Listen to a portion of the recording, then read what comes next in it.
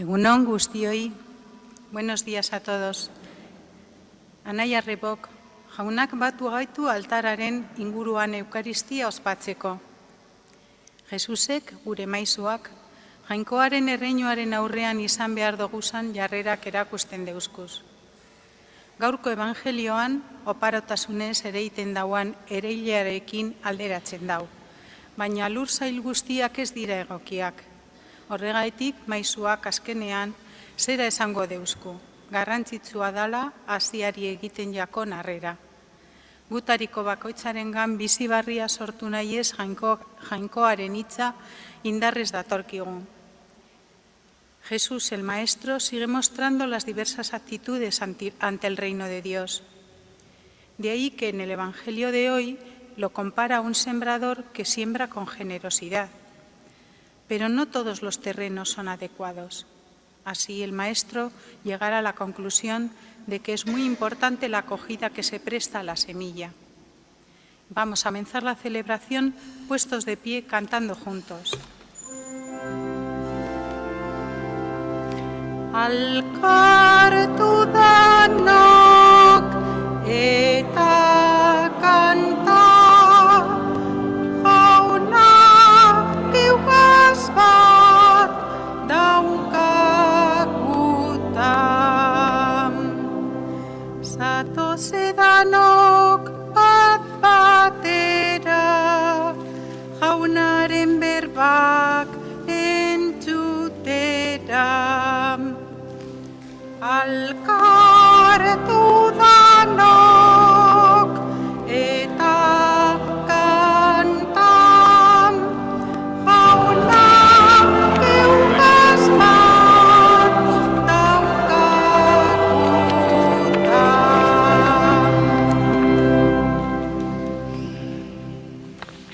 Aitaren eta semearen eta Espiritu Santuaren izenean, Jangoiko gure aitaren eta Jesukristo gure jaunaren grazia eta bakea zuekin.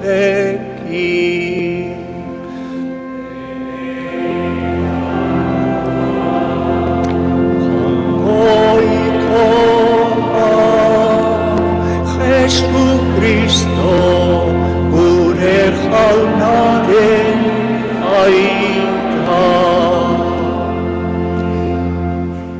Zenideok ongi etorrian guztioi.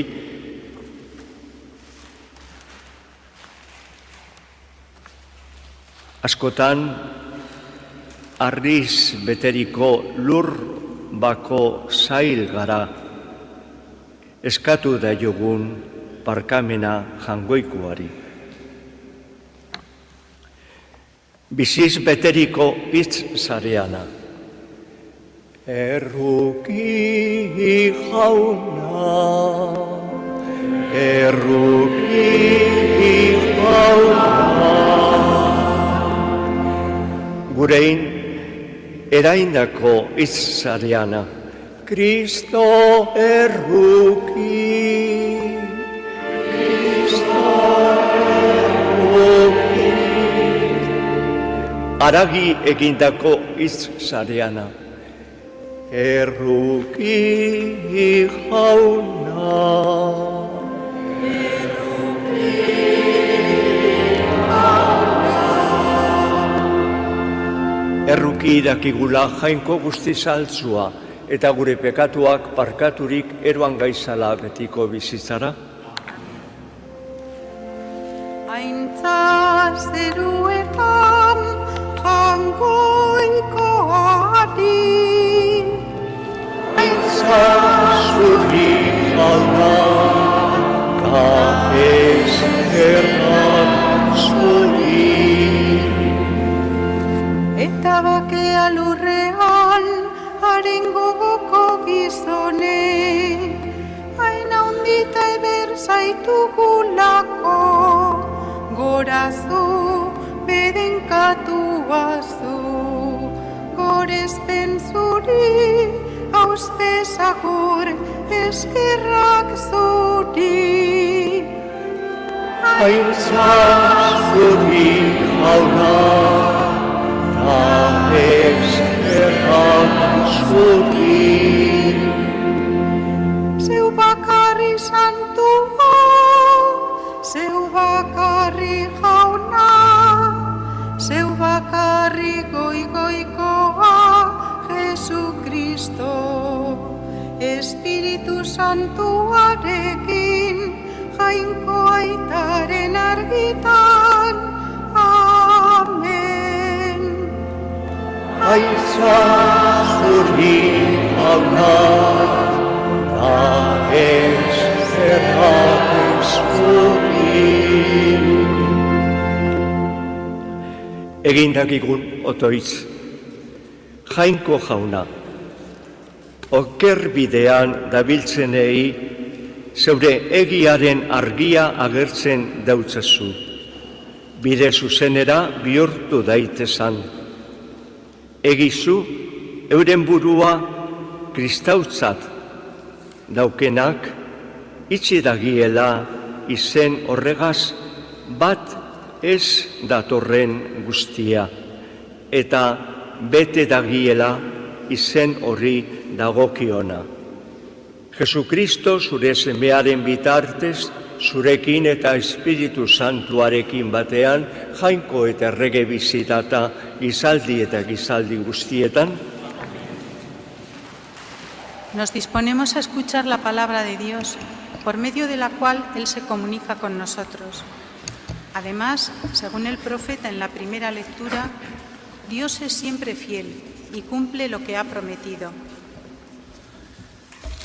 Isaias profetearen liburutik, onan berba egiten dau jaunak. Euria eta edurra zerutik jaisten dira, eta ez dira barriro ara bihurtzen lurra ase ernaldu eta ernamu indu barik, lur horrek ereiteko hasia eta jateko ogia emonda gizan. Olan izango da nire ahotik dendako berbea ere. Ez da nigana utzik bihurtuko, bai ostera egingo dau nik gura dodana, eta beteko nik ezarritako helburua. Jaunak esana.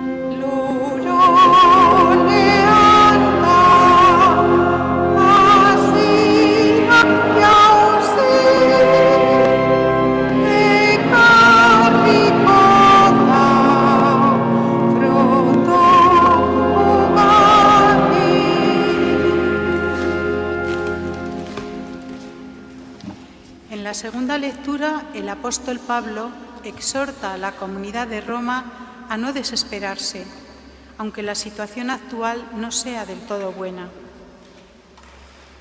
San Paul apostoluak erromatarrei egindako gutunetik. Zenideok, nire iritzian, oraingo neke lanak ezer gitzi dira gero gugan azalduko dan aintzaren aldean. Izadia bera ere gurari bizi dago zain, Jainkoak noiz agertuko bere seme alaba izatea zer dan. Izadiak bere benetako helburua galdua izan arren, ez bere gogoz, horretara behartu ebanagaitik baino, badau itxaropena, esklabotzatik eta ondamenetik askatua izan, eta jainkoaren seme alaben aintzasko askatasunean parte izateko. Badakigu jakin ere, izadi osoa erdiminetan inzirika dagoala orain arte, eta ez ezik geuk ere bai, espiritua lehen doai lez hartu daugunok, intzirika gagoz geure barruan. Jainkoak noiz askatuko eta bere seme alaba noiz egingo gaituan zain. Jaunak esana.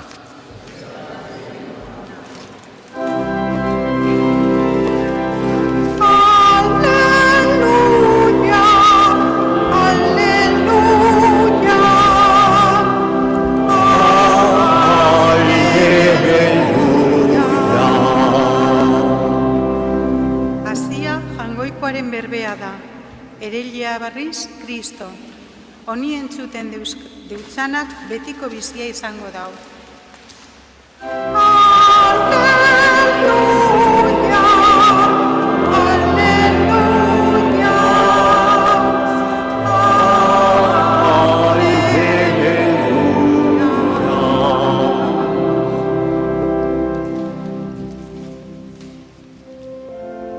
Jauna zuekin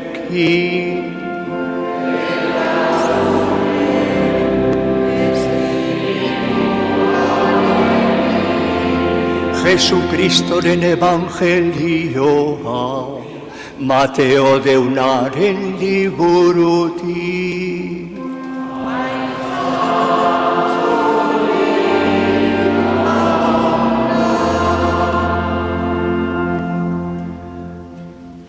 Aquel día salió Jesús de casa, se sentó junto al mar y acudió a él tanta gente que tuvo que subirse a una barca.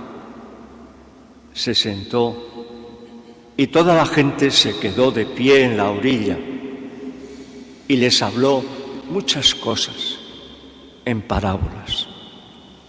Salió el sembrador a sembrar. Al sembrar una parte cayó al borde del camino. Vinieron los pájaros y se la comieron. Otra parte cayó en tierra pedregosa, donde apenas tenía tierra, y como la tierra no era profunda, brotó enseguida, pero en cuanto salió el sol se abrasó y por falta de raíz se secó. Otra cayó entre abrojos, que crecieron y la ahogaron. Otra cayó en tierra buena y dio fruto, una 100, otra 60, otra 30. El tenga oídos, que oiga.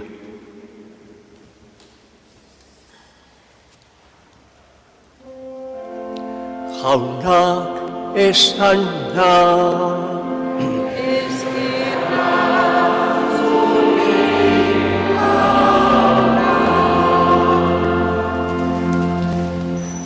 Zenide maiteok, domeka bero honetan, jaunak bere inguruan batu gaitu. Gaurko hitzek itxaropen handia ekartzen dauzkue. Jaungoikoaren berbea, jaungoikoaren hitza, lurrean eraiten dan hasia baino indartsuagoa da. Eta beti egiten dau, beti emoten dau frutua. Baina Jesusen parabolak gure barruko lurrari begiratzeko eskatzen dauzku, ze moduzko lurra daukagun, ze antxe lur honean hasiko da benetako hasia. Ze moduzko lurra garagu bakotxa. Harria, sasia, ala lur ona. Seme alabalez eta bihotz zabalez jarraitu dagigun ba gaurko gure eukaristia hau. ¿Por qué el Evangelio ha cambiado el corazón de Pablo, de Agustín, de Ignacio de Loyola, de Javier, de Pedro, de Antonio, de tanta gente, y les ha convertido en unos cristianos de verdad, militantes? ¿Y por qué el mismo Evangelio fracasa muchas veces en nosotros, en otros? Porque oímos tantas veces la palabra de Dios y nos deja como si nada. ¿Por qué será?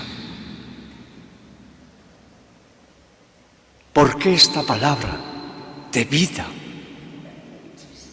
no tiene arraigo en nuestra sociedad de hoy? ¿Por qué será? ¿Por qué oímos tantas veces la palabra del Evangelio, esta palabra de vida, como quien oye llover? ¿Será por culpa del sembrador? El sembrador quiere siempre que su semilla dé fruto y lo cuida con cariño, con entusiasmo, con ilusión y siembra esa semilla con esperanza. Parece que no. Además, la parábola nos dice que el sembrador es Dios. Pero no echamos la culpa a Dios de tantas cosas, de lo mal que va el mundo, la iglesia, la sociedad. La culpa la tiene Dios, el sembrador, el mejor sembrador del mundo y de la vida, tiene la culpa. Entonces, será la semilla. Será la semilla que no tiene fuerza. Será la semilla que no tiene energía, que es como letra muerta.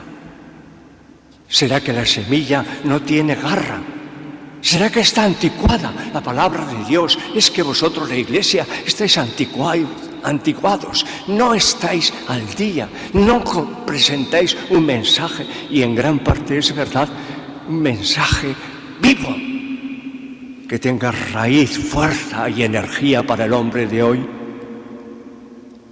Sin embargo, nada más contrario al sentido de la parábola,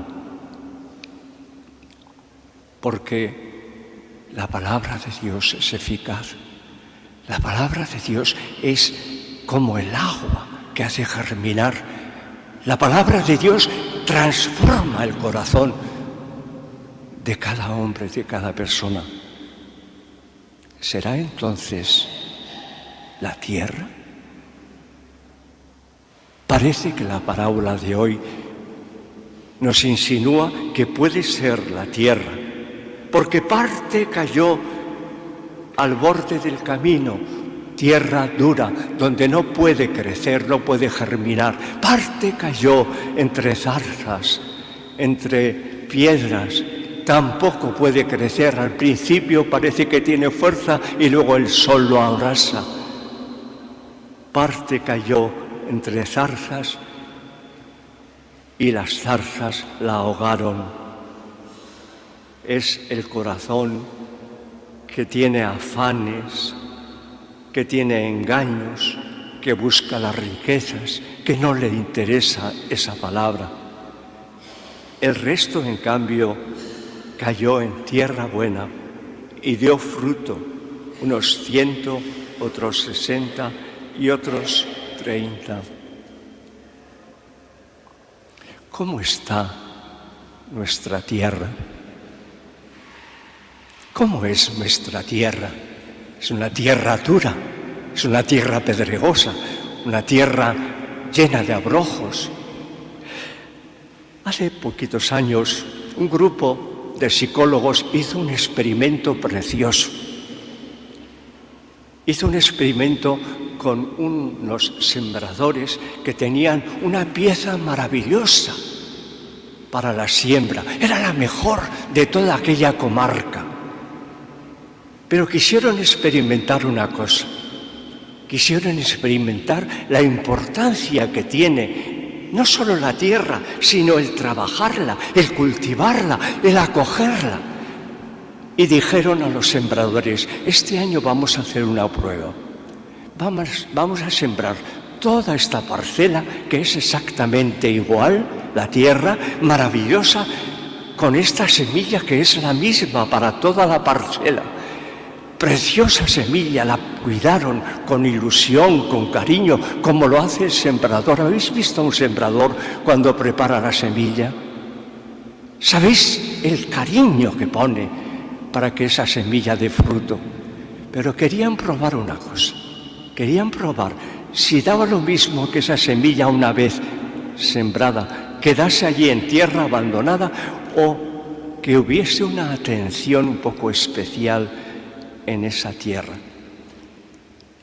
Los sembradores, la familia, a la parte derecha de la propiedad le tenía que saludar casi todos los días a la mañana, y a la parte izquierda no le hacía caso. Habían sembrado la tierra exactamente igual, pero el sembrador, con cariño, cada mañana a aquella parte que los psicólogos le habían dicho, les saludaba, les animaban. Cuando iba creciendo la planta, la miraban.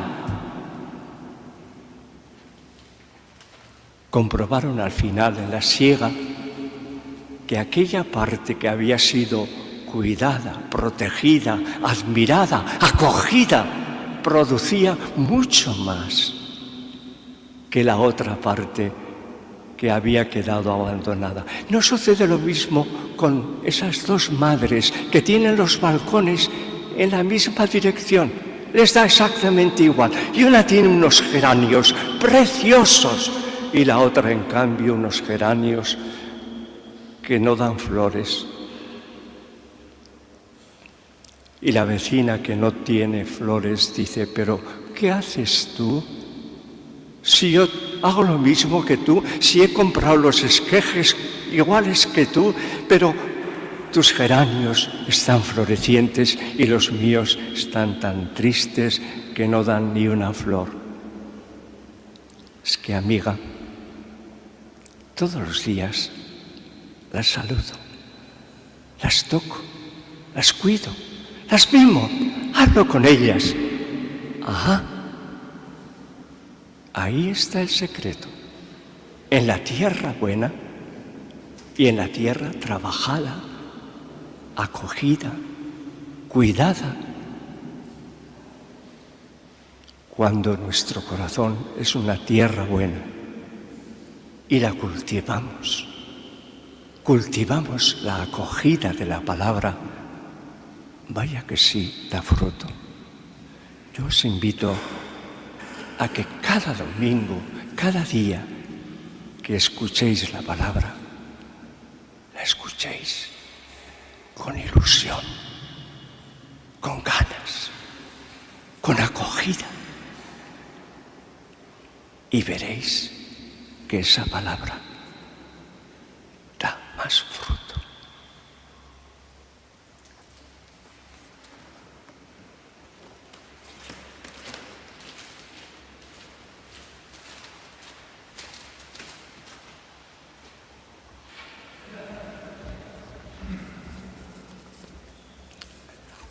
Con esta actitud cantamos ahora Sinisten Dot, Sinisten Dot. Sinisten Dot, Sinisten Sinisten dozue jangoikoa aita algustiduna zeru lurren egilea?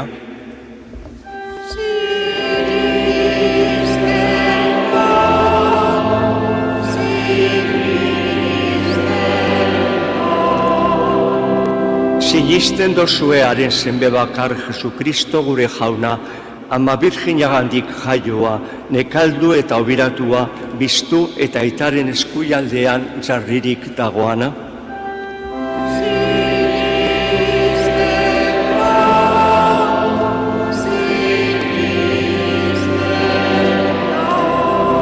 Sinisten dozue Espiritu Santua, Eliza Santu Katolikoa, santuen alkartasuna, pekatuen parkamena, hildakoen biztuera eta betiko bizitza?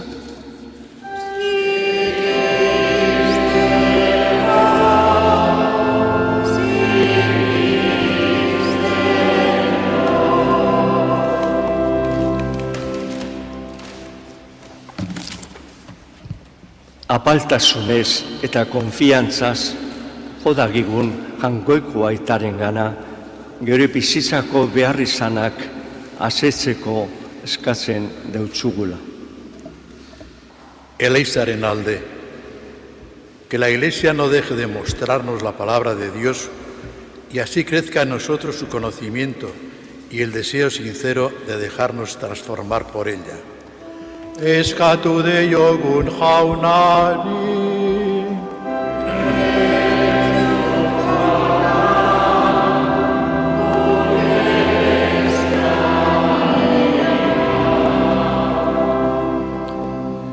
Oporretan dagozanen alde, que quienes disfrutan de un tiempo de vacaciones profundicen más en las relaciones con la familia, con sus amistades y con la naturaleza. Eskatu diogun jaunari.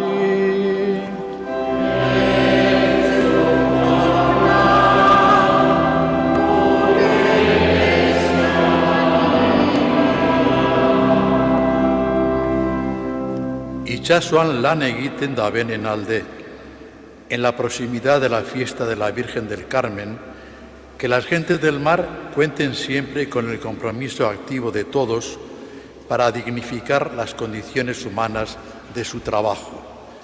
Eskatu diogun jaunari.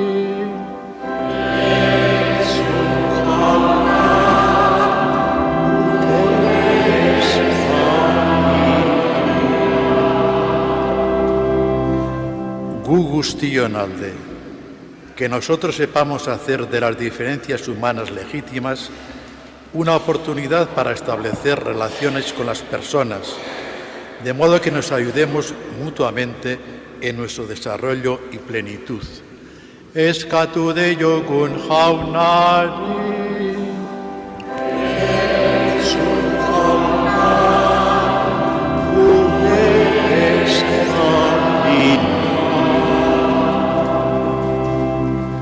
Jesucristo gure jaunaren bitartez, olantxe.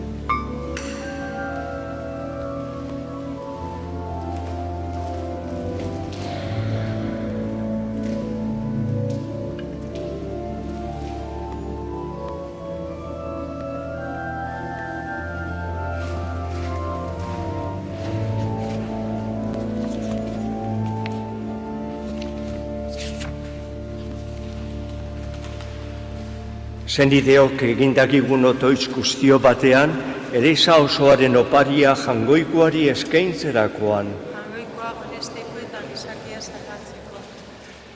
Begitu jauna, otoitzean diarduan Elizaren doaiei, eta egizu horreek hartuko dabezan fededunak gero eta santuago izan daitezala. Jesukristo zure semearen bitartez, Jauna zuekin.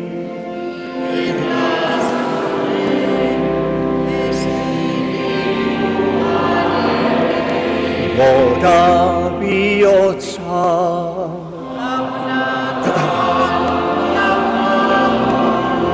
Eskerrak jangoiko gure jaunari.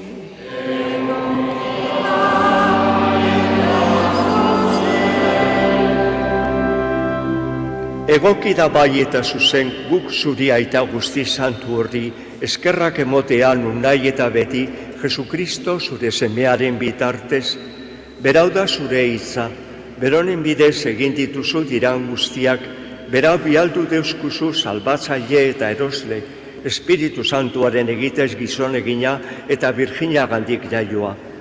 Beronek zure naia betetako eta zuretzat herri santu bat irabazteko krutzean besoak zabaldu zituan eta heriotza esereztuz nagusi agertu biztuera. Horregaitik, aingeru eta santu guztiekin, geuk ere zeure ospe eta aintza goresten ditugu bihotz batez kantari.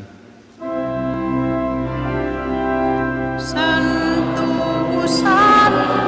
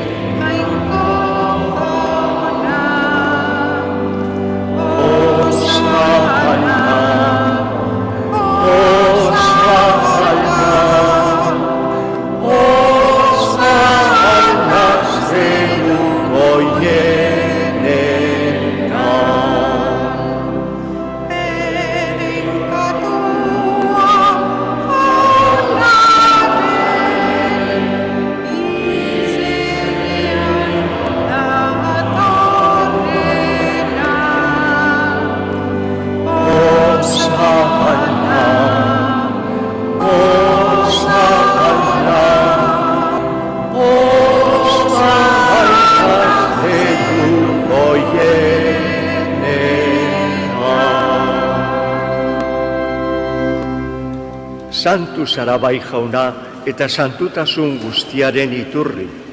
Santu egizuz bada ogietar da honei, zeure espiritua izuriaz, Jesukristo gure jaunaren gorputz eta odol guretzat egin daitezan. Berak saldu ebenean eta bere gogoz kurutzera joiala, ogia hartu eta eskerrak emonez, zatitu eban eta bere ikaslei emoneutzen esanez. Hartu eixu eta jan, guztiok ontatik, hau neure gorputza data, zuentzat emongo dana.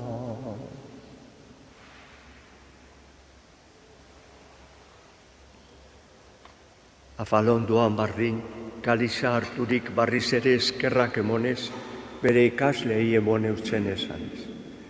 Hartu eixu eta edan, guztiok ontatik, hau neure odolaren kaliza data, itun berri eta batikoaren ere odola, zuentzat eta guztientzat, pekatuak barkatzeko, izuriko dana, egizuean nire oroigarri.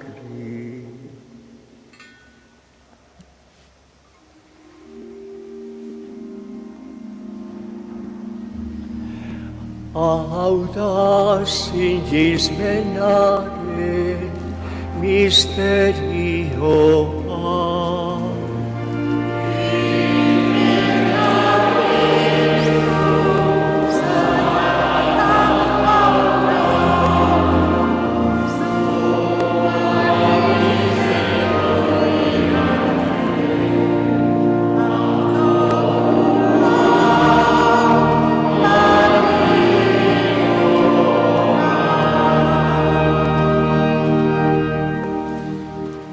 Horregaitik, jauna, zure semearen erioza eta biztuera gogoratuz, biziaren ogia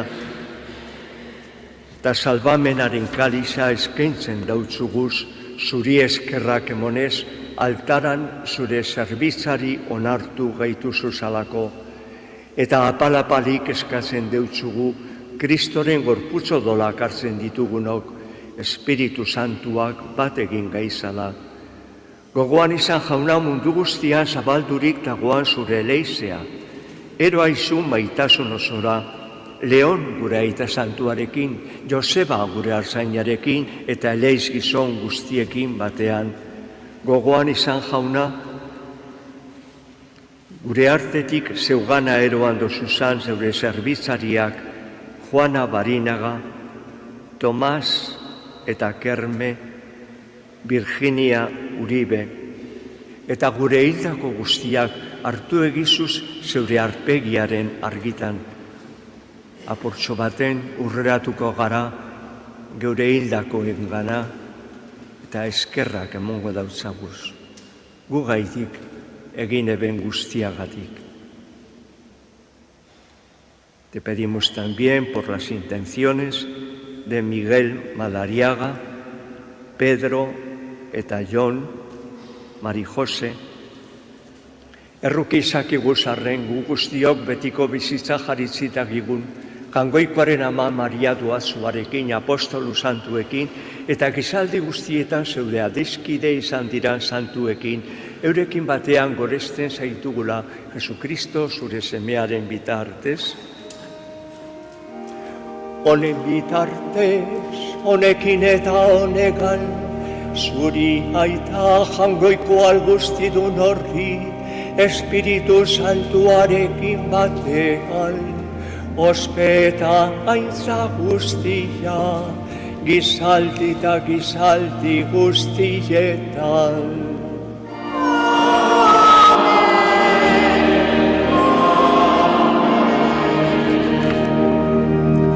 Salbatzaileak agindu eta erakatziari jarraituz, bildur barik kanta dagigun.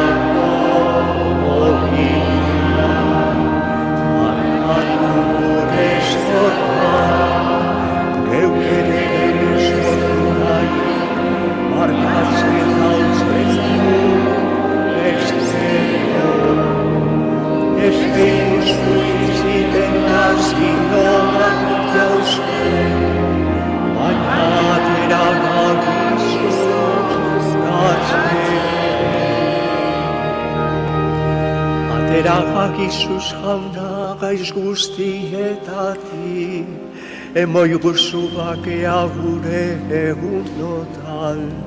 Zure errukiari esker, pekatutik garbi bizi gaitezan, eta espaldietan sendo. Betiko zorionaren itxaropenean, Jesukristo gure salbatzailea, noiz etorriko dan zaingago zala.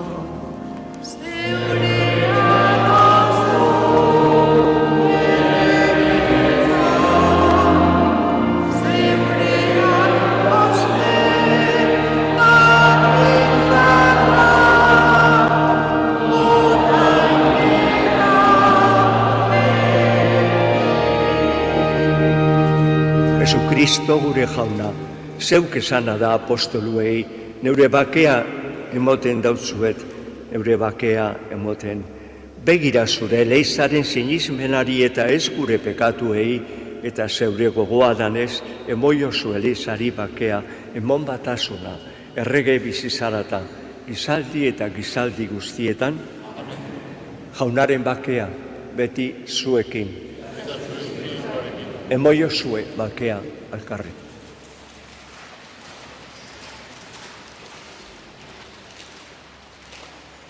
Jaungoikoaren bildotza, zeuk kentzen dozu munduko pekatua, erruki jauna. Jaungoikoaren bildotza, zeuk kentzen dozu munduko pekatua, erruki jauna. Jaungoikoaren bildotza, zeuk kentzen dozu munduko pekatua, emoio zu bakea. Ona hemen Jaungoikoaren bildotza, ona munduko pekatua kentzen dabana, zoriontzuak Jaunaren maira deituak. Jauna, ni ez naz inorzu nire etxean sartzeko, baina ezaizu izbat eta osatuko.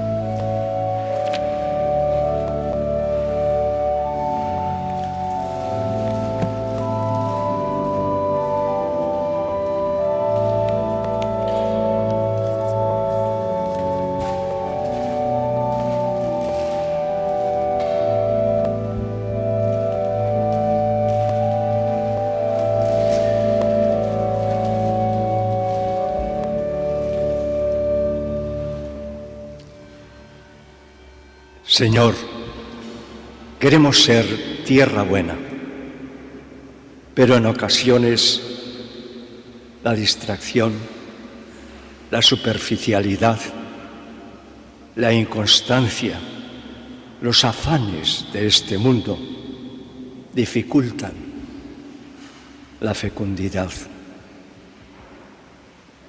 Tenemos embotado el corazón, cegados los ojos, tapados todos los oídos para acoger la palabra. Pero confiamos que sigas siendo para nosotros el sembrador que salió a sembrar.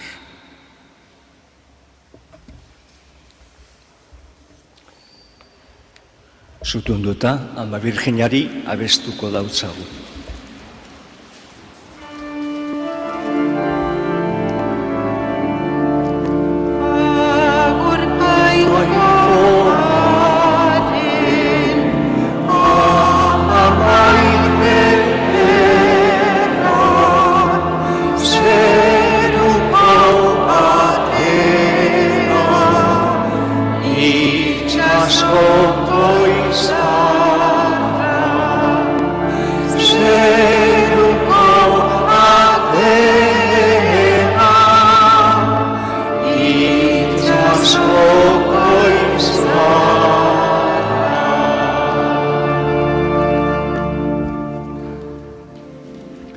Jauna zuekin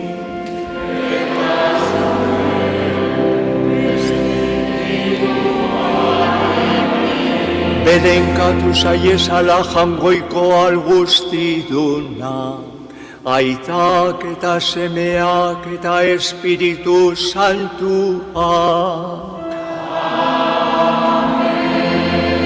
Zoaze jaunaren bakean.